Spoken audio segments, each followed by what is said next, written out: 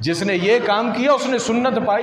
ये जो हम हड़बोंग बचा लेते हैं ना कि ईद के दिन बस एक ही होता है ज़हन के अंदर, बस किदो जानवर ज़िबा करिए तो किदो खाइए। ओ नहीं मेरे भाई, हर चीज़ एक तरतीब के साथ होती है। उस पूरे दिन में इबादत की एक तरतीब है। सबसे पहले नमाज होगी, तसल्ली से नमाज पढ़े, तसल्ली से खुतबा सुने, तसल्ली से दुआ मांगे, उसके बाद जाकर इंसान जो है वो कुर्बानी करे। ये पूरा एक तरतीब है, तरतीब के बगैर काम नहीं होता। और अगर कोई इंसान, हम ये तो नहीं कहते कुर्बानी नहीं होती, लेकिन जो इंसान हमें मगरों ला के नमाज पढ़े या नमाज ऐसे ही बस बेदिली के साथ पढ़े, उसने ईद के दिन के जो फ़वाइद और अफजलियत है वो हासिल नहीं की।